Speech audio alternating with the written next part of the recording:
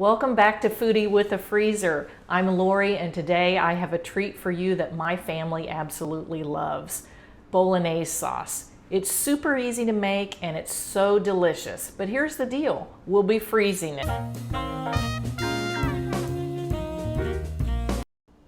For the ingredients of the sauce, we're going to be using 3 kinds of meat. It's going to add a great amount of flavor to this. I'm using a hamburger 90-10. Italian sausage. Now you could use mild or you can use hot or a combo of both, whatever your family likes. We're also going to be using pancetta. You're going to have some butter and some olive oil that we're going to use to saute our aromatics, which are onion, carrots, and celery. We're also going to be using some garlic. Of course, San Marzano tomatoes, salt and pepper, some tomato paste, of course some white wine, a little bit of milk, and then Parmesan rind, which is kind of a different ingredient. And then lastly, for seasoning too, we have bay leaves. The best pan to use for this is either going to be a large stock pot or a Dutch oven. If you don't have that, you could also use a large frying pan, but in both cases you need to make sure that they have a lid. You may be wondering if you could substitute bacon for the pancetta. The answer is yes, but pancetta is a better choice because it gives a deeper pork flavor to the sauce. I've heated the olive oil and I've melted the butter in my stock pot over medium-low heat. Now I'm going to add the chopped pancetta and I'm going to stir it occasionally until it's crispy. Don't rush this process. It'll take about 10 to 12 minutes.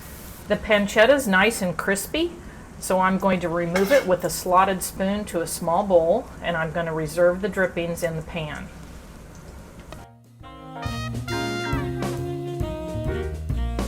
I'm using the reserved drippings from the pancetta to add the onions. I'll cook and stir these until they're translucent.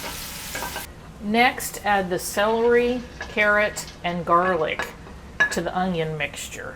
You're going to want to finely mince all your vegetables so that it adds a fine texture to the sauce.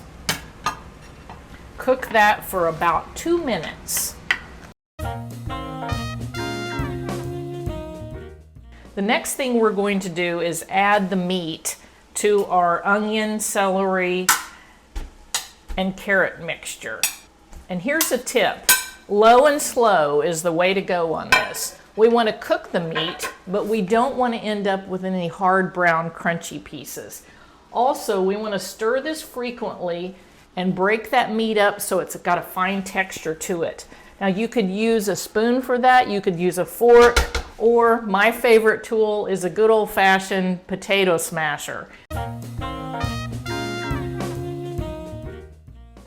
The meat has cooked, so now we're going to add the milk.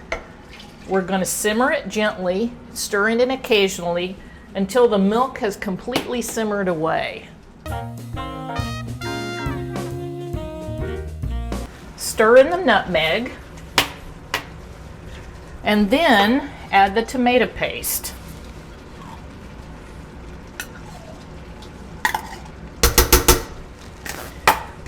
Cook this for about 5 minutes or until it's very darkened in color. Our sauce has simmered with the tomato sauce for about 5 minutes and it's darkened in color. So now we're going to add the wine, and we're also going to let that simmer down until it has evaporated.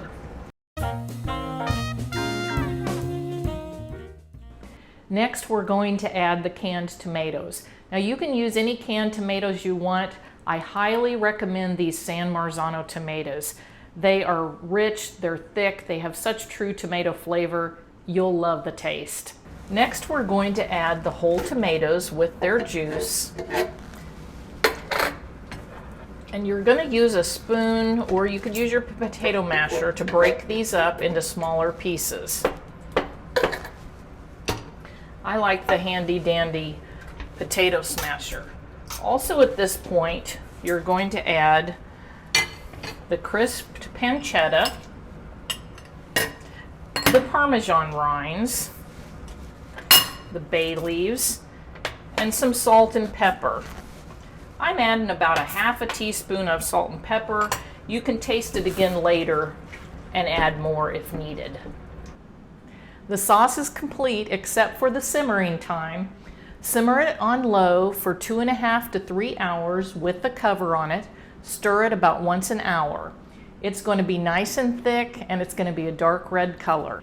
The Bolognese sauce is done simmering, and let me tell you, the aroma is absolutely incredible. I am looking forward to enjoying this in just a few minutes for dinner with my husband. But now here's a tip. I'm going to be freezing the rest of this sauce, so I have it in my freezer for those quick weeknight meals when you just don't have time to cook something.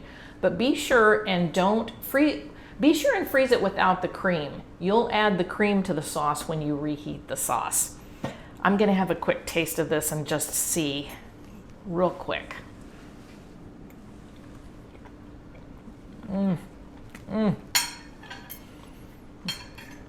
It's so delicious. The depth of flavor, it's absolutely incredible.